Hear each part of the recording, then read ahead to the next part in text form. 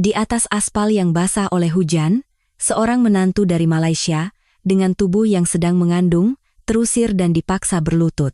Ibu mertuanya menuduhnya sebagai pencuri. Dan suaminya menginjak-injaknya sambil berkata bahwa ia adalah barang yang dibeli dengan uang. Yang bisa ia lakukan hanyalah memohon, maafkan saya, berpura-pura tidak mengerti apapun. Namun, saudara-saudari, sebenarnya ia tidak menangis. Sikapnya yang pasrah seperti orang bodoh hanyalah sebuah sandiwara kejam untuk membuat mereka lengah. Di dalam hatinya, tersembunyi identitas sejati yang akan membalikkan keadaan dan menghancurkan para pelaku.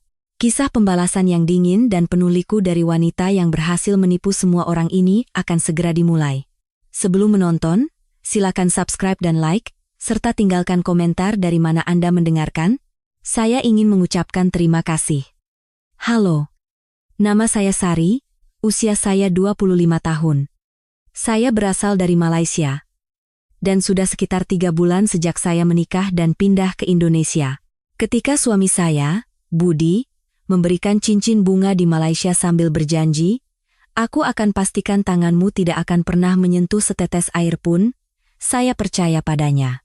Izinkan saya menceritakan kisah saya, bagaimana saya bangkit kembali dari situasi yang hancur. Jujur saja, hal yang paling sulit saat itu adalah kendala bahasa. Sekitar sebulan setelah tiba di Indonesia, ibu mertua saya berteriak, "Kamu ini pemalas sekali." Saya membeku. Saya tidak tahu apa arti pemalas. Maafkan saya, hanya itu yang bisa saya ulangi sambil menundukkan kepala. Malam itu, setelah Budi tertidur, saya mengeluarkan ponsel dan membuka aplikasi kamus. Saya mencari kata pemalas. Saat saya melihat artinya, air mata saya tumpah. Bekerja tanpa henti, melakukan pekerjaan kasar. Saya membenamkan wajah ke bantal dan menangis. Aku bekerja dari subuh hingga pukul 4 pagi, mencuci, membersihkan, tapi disebut pemalas, bisik saya pada diri sendiri sambil terisak. Apakah aku benar-benar pemalas? Beberapa hari kemudian, ada persiapan untuk selamatan. Semalaman saya belajar dari internet dan berhasil memasak 25 jenis hidangan. Ada 7 bekas luka bakar di jari-jari saya. Namun, ibu mertua saya hanya mencicipi 1 jenis sayur, lalu mendorong meja hingga semua hidangan tumpah. Kenapa sayur lodeh ini hambar sekali? Membuang-buang makanan selamatan saja, saya berlutut di lantai, memunguti pecahan piring. Darah mengalir dari jari saya, tetapi saya tidak merasakan sakit. Saat itu, saya sedang hamil 3 bulan. Budi, meskipun tahu saya hamil, menyuruh saya bekerja sebagai kurir makanan GoFood. Jangan hanya bermalas-malasan di rumah, carilah uang.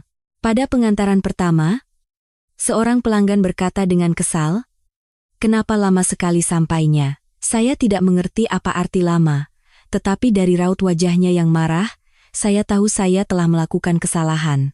Maafkan saya," kata saya sambil membungkuk 90 derajat. Pelanggan itu membanting pintu, dan saya terduduk lemas di tangga. Napas saya sesak karena perut yang semakin membesar. Tiba-tiba, bayi di dalam kandungan saya bergerak. Dengan tangan gemetar, saya mengelus perut dan berbisik dalam bahasa Melayu, "Sayang, maafkan ibu." Karena ibu tidak tahu bahasa Indonesia, ibu hanya bisa terus meminta maaf. "Tapi, nak, ibu janji akan belajar bahasa Indonesia dengan giat. Nanti saat kamu sekolah, ibu akan berbicara langsung dengan gurumu.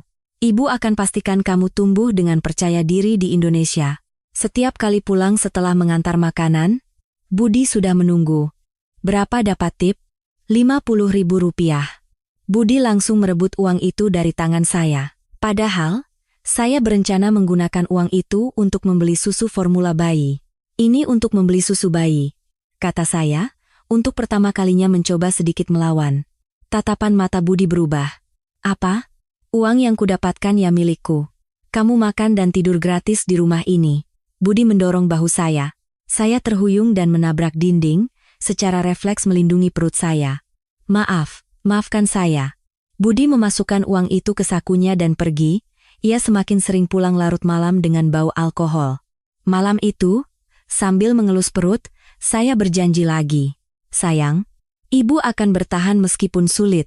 Kasihan kamu kalau tumbuh tanpa seorang ayah." Saat itu, Saya benar-benar tidak tahu bahwa Budi menggunakan uang itu untuk berjudi, dan semua ini adalah rencana jahat sejak awal.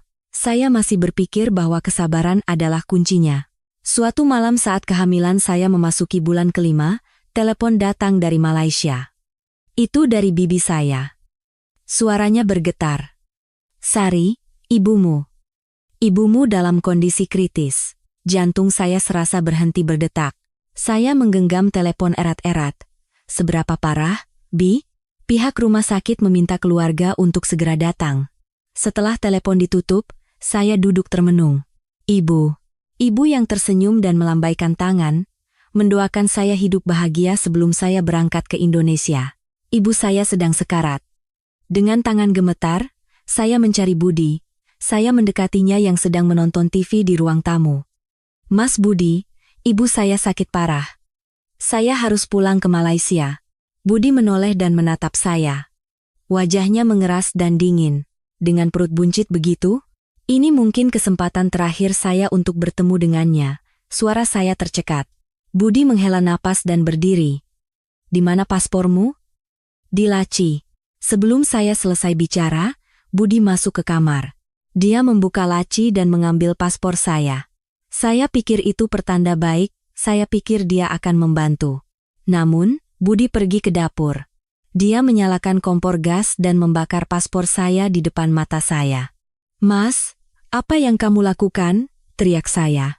Tapi Budi hanya tersenyum sinis. Sambil melihat paspor itu terbakar, dia berkata, "Beraninya kamu mau pergi? Kamu itu barang yang sudah kubeli dengan uang. Barang tidak boleh pergi tanpa izin pemiliknya." Seketika, seluruh tubuh saya membeku. Sisa paspor yang hangus jatuh ke lantai. Saya berlutut untuk memungutnya, tetapi yang tersisa hanyalah abu. "Ibu, saya rindu ibu. Kumohon." Saya memohon sambil terisak, tetapi Budi hanya masuk ke kamarnya dan membanting pintu. Malam itu, saya menangis tanpa suara di lantai kamar mandi. Saya rindu ibu. Saya ingin memeluknya, tapi saya tidak bisa pergi. Beberapa hari kemudian, kejadian yang lebih mengerikan terjadi. Saat saya pulang, saya melihat ibu mertua keluar dari kamar saya. Ada yang aneh. Sepertinya dia terburu-buru. Saya masuk ke kamar dan membuka laci. Saya membeku. Hilang. Liontin emas warisan dari almarhumah ibu saya telah hilang. Itu satu-satunya kenang-kenangan yang saya miliki. Sebelum meninggal, ibu berpesan, "Jangan jual ini, simpanlah baik-baik." Saya selalu menyimpannya di bagian terdalam laci. Saya berlari ke ruang tamu. "Ibu, apakah ibu melihat liontin saya?" Ibu mertua saya menjawab sambil terus menonton TV. "Liontin? Liontin apa?" "Liontin emas dari ibu saya." "Tidak tahu, mungkin kamu yang salah taruh." "Saya tahu. Saya tahu ibu mertua yang mengambilnya. Tapi saya tidak punya bukti." "Ibu? Itu satu-satunya peninggalan dari ibu saya. Kumohon."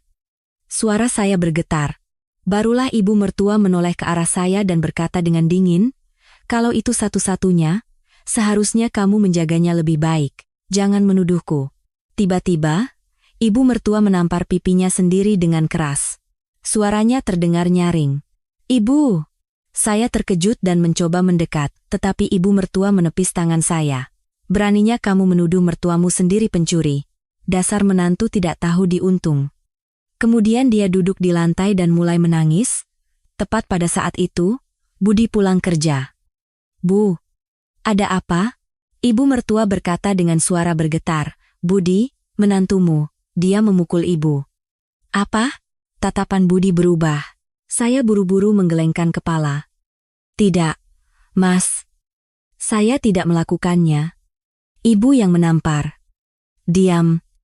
teriak Budi. Dia mencengkram lengan saya, membuka pintu depan, dan mendorong saya keluar. "Pergi! Pergi dari sini sekarang juga."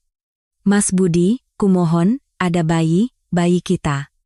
Hujan turun dari langit, saya memeluk perut saya dan memohon, tetapi Budi membanting pintu hingga tertutup. Terdengar suara kunci diputar. Saya ditinggalkan begitu saja di tengah hujan. Air hujan yang dingin membasahi seluruh tubuh saya. Saya berlutut dan menggedor gerbang, tetapi tidak ada yang keluar. "Maafkan saya, maafkan saya. Hanya itu yang bisa saya ucapkan. Saya hanya bisa terduduk di tanah, memeluk perut dan menggigil. Kalau dipikir-pikir sekarang, malam itu adalah titik balik dalam hidup saya. Saya tidak tahu berapa lama saya berada di bawah hujan. Seluruh tubuh saya membeku, dan kesadaran saya mulai memudar. Saya bisa merasakan perut saya menjadi dingin. Saat itu, seseorang memayungi saya. "Anda tidak apa-apa." Itu suara seorang pria. Saya mengangkat kepala untuk melihatnya. Seorang pria berusia sekitar 30-an, mengenakan setelan jas. "Orang asing, Anda harus ke rumah sakit." Bisa berdiri, saya menggelengkan kepala. Kaki saya tidak bertenaga. Pria itu dengan hati-hati memapa saya dan memasukkan saya ke dalam mobilnya. Ketika saya sadar di rumah sakit, pria itu duduk di samping saya. "Sudah sadar?" "Saya Aditya Prakoso, seorang pengacara." "Terima kasih," hanya itu yang bisa saya katakan. Pak Aditya memberikan segelas air dan berkata, "Apakah Anda benar Ibu Sari?" Saya terkejut. Bagaimana dia tahu nama saya? Ini mungkin bukan kebetulan. Saya memang sedang mencari Anda. Saya tidak mengerti apa yang dia maksud. Pak Aditya mengeluarkan beberapa dokumen dari tasnya. "Ibu Sari, apakah Anda tahu siapa diri Anda sebenarnya?" Saya hanya. Saya tidak bisa melanjutkan kalimat. Pak Aditya berkata dengan hati-hati, "Anda memiliki hak-hak istimewa. Dan ada orang-orang yang akan melindungi Anda." Saya tidak mengerti apa maksudnya. Tetapi saat itu, perut saya bergerak. Saya secara naluriah memeluknya. Bayinya. "Bayi saya tidak apa-apa?" "Tidak apa-apa, syukurlah. Dia selamat." Air mata saya mengalir. Pak Aditya meletakkan kartu nama di tangan saya. "Ibu Sari, jika Anda butuh bantuan, kapanpun, hubungi saya bisa membantu. Anda tidak sendirian." Kata-kata itu anehnya membekas di hati saya. Tidak sendirian, tapi saya menggelengkan kepala. "Terima kasih, tapi saya tidak apa-apa. Ini semua salah saya." Pak Aditya menatap saya dengan kasihan, tetapi tidak memaksa lebih jauh. Keesokan paginya, saya kembali ke rumah.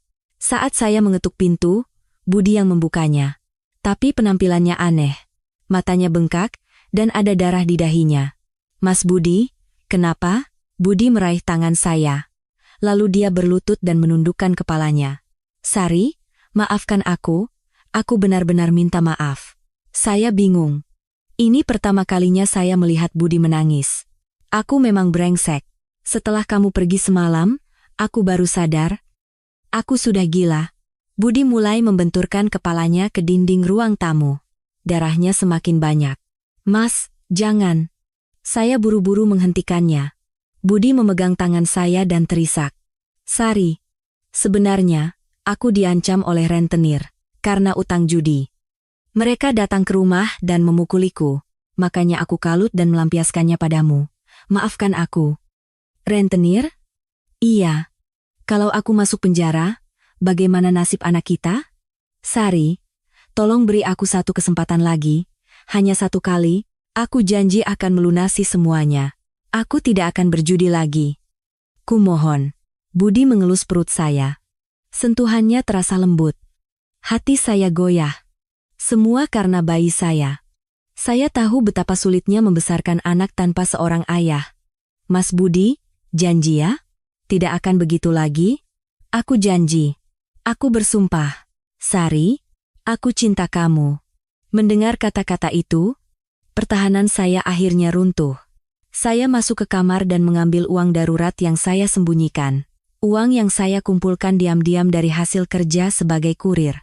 "Mas, demi anak kita, aku percaya padamu sekali lagi." Budi menerima uang itu dan mencium tangan saya. "Terima kasih, Sari. Aku janji akan menjadi suami yang baik." Malam itu, saya tidur dalam pelukan Budi. Itu adalah malam yang damai setelah sekian lama. Namun, beberapa hari kemudian, saya tidak sengaja melihat sesuatu.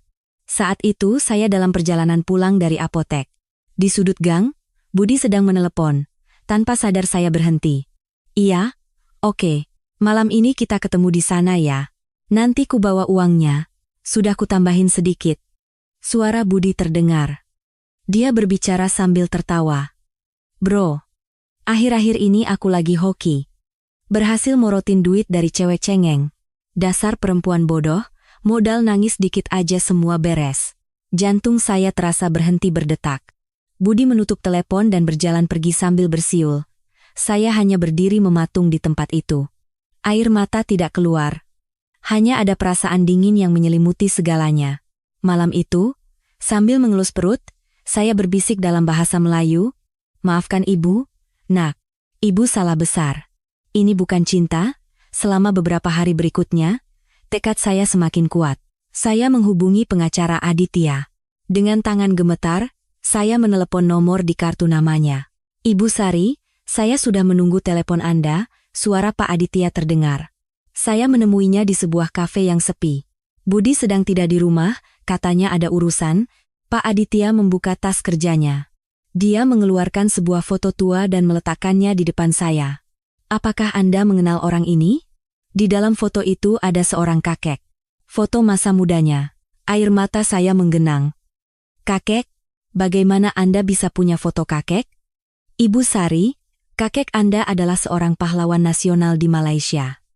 Beliau juga pendiri perusahaan besar bernama Borneo Raya Group. Anda adalah satu-satunya ahli waris langsungnya." Kata-kata Pak Aditya perlahan meresap, tapi saya sudah tahu. Hanya saja, setelah datang ke Indonesia, saya harus menyembunyikannya. "Anda tahu kenapa saya datang ke Indonesia?" Pak Aditya mengangguk. 15 tahun yang lalu, kakek Anda berinvestasi di sebuah perusahaan konstruksi di Indonesia. Jumlahnya sangat besar. Sebelum meninggal, beliau berpesan agar Anda datang untuk mengambil warisan itu. "Benar," kakek berkata, "Sari, pergilah dan lihat sendiri.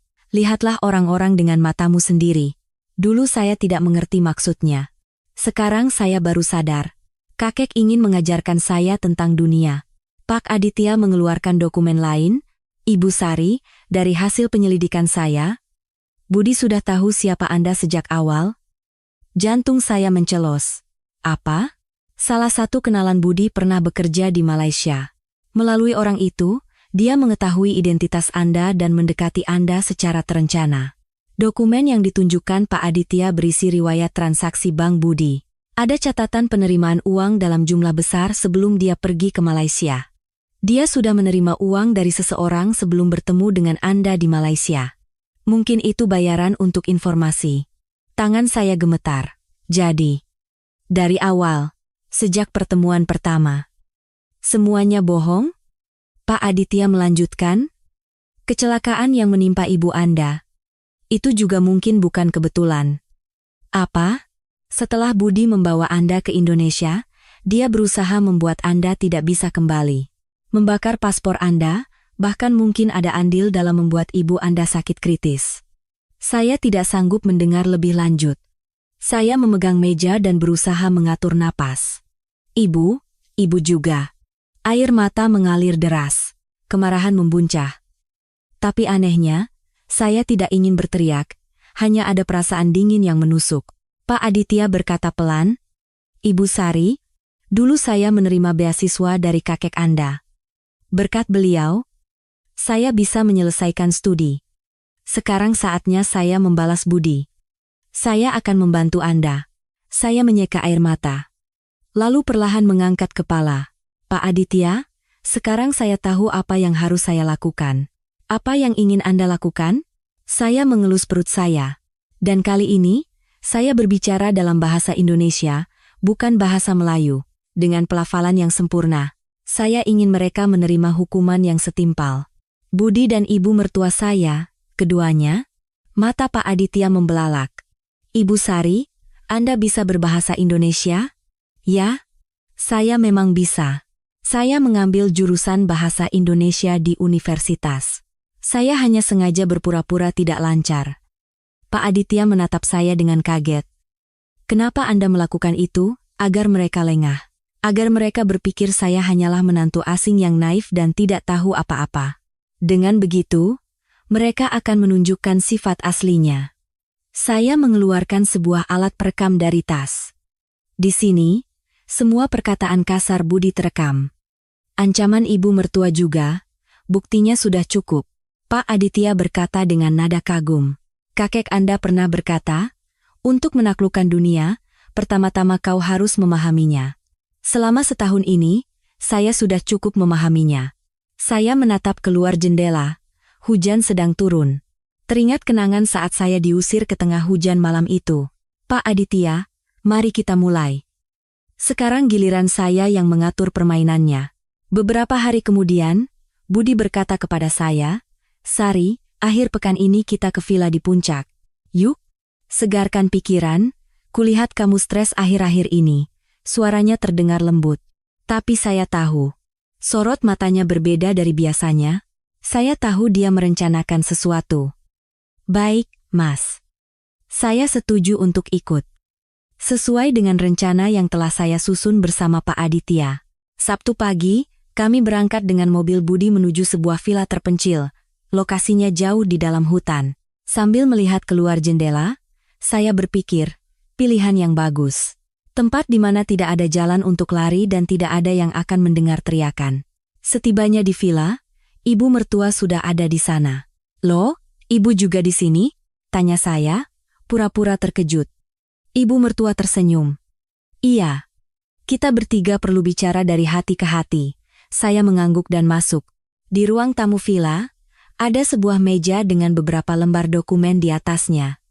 Budi menyuruh saya duduk. Lalu dia mendorong dokumen itu ke hadapan saya. Sari, coba lihat ini, saya melihatnya. Itu adalah surat pelepasan hak waris. Isinya menyatakan bahwa saya melepaskan semua hak atas kekayaan di Malaysia. Ini apa? Mas? Tanya saya dengan nada polos. Budi tersenyum. Oh, ini hanya formalitas. Keluarga di sana memintanya. Kamu hanya perlu tanda tangan dan cap jempol di sini. Itu bohong. Tapi saya mengambil pulpennya. Di sini, saya membuat tangan saya gemetar. Seolah-olah saya benar-benar tidak mengerti. Budi berkata dengan cepat. Iya. Tanda tangan di situ dan cap jempol. Saya mengangkat pulpen dan pura-pura ragu. Saat itulah ibu mertua menekan bahu saya dari belakang. Cepat, kami sudah berbaik hati padamu. Masa begini saja tidak bisa? Baik, akan saya lakukan. Saya menundukkan kepala dan mengarahkan pulpen ke kertas. Tepat pada saat itu, Budi, yang merasa menang, menunjukkan sifat aslinya. Hei, Sari, jujur saja ya. Suara Budi berubah. Tidak ada lagi kelembutan, orang sepertimu mau buat apa dengan uang sebanyak itu? Kamu bahkan tidak bisa bahasa Indonesia dengan benar. Tinggal saja di sini bersama kami, biar aku yang mengelolanya dengan baik. Lagi pula, kalaupun kamu kembali ke Malaysia, kamu bukan siapa-siapa, kan? Saya mengangkat kepala. Saya menatap lurus ke mata Budi. Apa kamu benar-benar berpikir begitu? Tentu saja. Kamu beruntung ada orang sepertiku di sisimu. Tiba-tiba, semua lampu di villa padam. Loh? Kenapa mati lampu? Kata Budi dengan panik. Saya dengan tenang berdiri dari kursi. Dari luar terdengar suara mobil. Banyak sekali. Dan juga suara sirin. Budi berlari ke jendela. Wajahnya menjadi pucat pasi saat melihat keluar. Apa-apaan itu? Saya dengan tenang membuka pintu depan. Di luar, 10 mobil hitam berbendera Malaysia dan 5 mobil polisi Indonesia sudah terparkir. Pak Aditya turun dari salah satu mobil. Dia memberikan saya satu set pakaian baru. Saya pergi ke kamar mandi untuk berganti pakaian. Setelan jas hitam. Saat bercermin, saya merasa asing dengan penampilan saya. Ini adalah diri saya yang sebenarnya, yang tidak saya lihat selama setahun. Ketika saya kembali ke ruang tamu, Budi dan ibu mertua membeku di tempat. Sari, panggil Budi dengan suara gemetar. Saya berjalan perlahan ke arah mereka. Semua yang baru saja kalian katakan, semuanya telah disiarkan secara langsung ke Kedutaan Besar Malaysia dan Kepolisian Indonesia. Bahasa Indonesia saya sempurna. Mulut Budi ternganga. Kamu, bisa bahasa Indonesia selancar ini? Kalian pikir saya tidak bisa, kan? Saya sengaja berpura-pura, agar kalian dengan nyaman menunjukkan sifat asli kalian di depan saya. Saya menerima sebuah tablet dari Pak Aditya. Saya menunjukkannya kepada Budi. Di layar, Terorganisir rapi semua rekaman suara dan video selama setahun terakhir. Penganiayaan, penipuan, penggelapan, dan pembakaran dokumen negara. Buktinya sudah lebih dari cukup. Lalu saya menoleh ke ibu mertua. Pencurian liontin emas, tuduhan palsu, dan pemerasan. Wajah ibu mertua menjadi pucat. Tepat saat itu, polisi masuk. "Budi, Anda kami tangkap." Borgol dipasangkan. Budi berlutut di depan kaki saya. "Sari, kumohon, beri aku satu kesempatan lagi." Saya menatapnya dengan dingin. "Mas Budi, dulu kamu bilang akan menjadi telinga untukku, kan? Sekarang, dengarkanlah kejahatanmu sendiri di pengadilan." Itu adalah momen paling memuaskan dalam hidup saya. Ibu mertua berlari ke samping Budi. Dia memegang ujung celana saya. "Sari, Budi memang salah, tapi dia anakku. Tolong maafkan dia sekali ini saja." Saya menatap ibu mertua dengan tatapan dingin. "Ibu pernah bilang, wajar jika lebih membela anak sendiri, kan?" Ibu mertua tersentak. "Sekarang, nikmatilah waktu bersama putra Anda di penjara." Pak Aditya menyerahkan dokumen lain kepada polisi. Ibu Dewi ini telah mencuri liontin emas milik Ibu Sari untuk membiayai utang judi putranya. Beliau juga dituntut atas kejahatan penadahan barang curian dan pemerasan. Polisi juga memborgol ibu mertua. Ibu mertua berteriak, "Apa salahku? Membantu anakku sendiri itu salah?" Saya menjawab dengan tenang, "Ya, itulah kejahatannya. Membantu anak Anda dengan cara menginjak-injak orang lain. Itu bukan cinta, itu persekongkolan." Mulut ibu mertua terkatup. Saat diseret oleh polisi, Budi menatap saya untuk terakhir kalinya. Sambil menangis dia berkata, "Sari, anak kita, bagaimana dengan anak kita?" Mendengar itu, saya berhenti. Saya mengelus perut saya. "Mas Budi, anak ini bukan anakmu." Mata Budi membelalak. "Apa? Anak ini adalah anak seorang Sari. Anak yang akan dicintai, dihormati, dan tumbuh dengan percaya diri. Bukan anak dari orang sepertimu." Saya berbalik. Saya tidak perlu melihat mereka lagi. Setelah mobil polisi pergi, hanya saya dan Pak Aditya yang tersisa di depan villa. Saya menengadah ke langit. Sinar matahari menembus celah awan. "Pak Aditya, terima kasih. Saya hanya melakukan tugas saya, Bu Sari. Sekarang, apa rencana Anda?" Saya berpikir sejenak. Lalu menjawab, "Saya mau pulang. Pulang ke rumah yang sebenarnya." "Maksud Anda, kembali ke Malaysia?" "Ya. Saya harus berziarah ke makam kakek. Dan," saya mengelus perut saya ingin melahirkan anak ini di kampung halaman saya. Dalam dekapan ibu saya. Pak Aditya tersenyum. "Itu pilihan yang sangat baik." Beberapa hari kemudian, sebelum menuju bandara, saya singgah di satu tempat.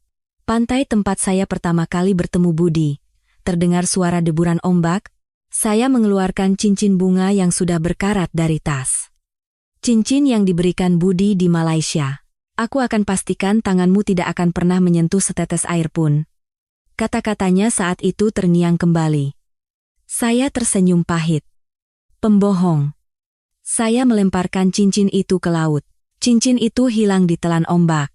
Lalu, saya mengeluarkan foto kakek dari tas. Foto hitam putih yang sudah tua. Wajah kakek yang tersenyum di masa mudanya. "Kek, Sari pulang sekarang." Angin berhembus. Seolah kakek menjawab. Kakek pernah bilang, untuk menaklukkan dunia, pertama-tama kita harus memahaminya. Sekarang aku mengerti, Kek. Di dunia ini ada orang jahat, tapi ada juga orang baik, dan aku juga sudah tahu siapa diriku. Saya mengelus perut dan berbisik, "Sayang, ayo kita pulang ke rumah kita yang sebenarnya, ke negeri ibu. Nenek sudah menunggu di sana, kakek juga mengawasi kita dari surga." Air nyari. Air mata saya menetes. Tapi kali ini bukan air mata kesedihan. Anakku berhak untuk dicintai. Apapun kewarganegaraannya, dimanapun ia dilahirkan, tumbuh dengan percaya diri dan bahagia. Di bandara, Pak Aditya mengantar saya. "Ibu Sari, kapanpun Anda ingin datang ke Indonesia, hubungi saya. Saya akan membantu." "Terima kasih, Pak Aditya. Terima kasih sudah membalas kebaikan kakek saya." Bukan apa-apa, Bu. Justru saya yang belajar lebih banyak dari kekuatan Anda. Saya menunduk untuk memberi hormat, lalu berjalan menuju gerbang keberangkatan. Di dalam pesawat, saya melihat keluar jendela, langit Indonesia perlahan menjauh. 1 tahun. Waktu yang terasa panjang sekaligus singkat. Tapi selama waktu itu, saya belajar banyak. Tentang apa itu cinta, pengkhianatan, keadilan, dan yang terpenting, siapa diri saya. Saya memejamkan mata. Dan dalam hati, saya berkata pelan, "Ibu, Sari pulang, bersama cucumu." Setelah mendengar kisah ini, apa yang Anda pikirkan? Sambil berbagi cerita ini, ada beberapa hal yang ingin saya sampaikan kepada Anda semua. Pertama, jangan menilai seseorang dari penampilan luarnya. Hanya karena seseorang berasal dari luar negeri dan bahasanya tidak lancar, bukan berarti kita bisa merendahkannya. Di balik keterbatasan bahasa, ada kehidupan dan martabat seorang manusia. Kedua, cinta pada anak tidak bisa dijadikan alasan untuk menyakiti menantu. Apakah Anda berpikir wajar jika membela anak sendiri? Namun, jika pembelaan itu mendorong orang lain ke jurang, itu bukan lagi cinta, melainkan kekerasan. Ketiga, keluarga sejati tidak dibentuk oleh kewarganegaraan atau darah, melainkan oleh rasa saling menghormati. Anak saya memiliki darah Indonesia dan Malaysia, tetapi yang lebih penting adalah ia berhak untuk dicintai. Saya telah memaafkan, tapi saya tidak akan melupakan. Dan saya harap Anda semua juga ingat, mereka yang sewenang-wenang terhadap yang lemah suatu saat pasti akan menanggung akibatnya. Silakan subscribe dan like, dan saya akan kembali dengan cerita yang lebih baik lagi. Terima kasih.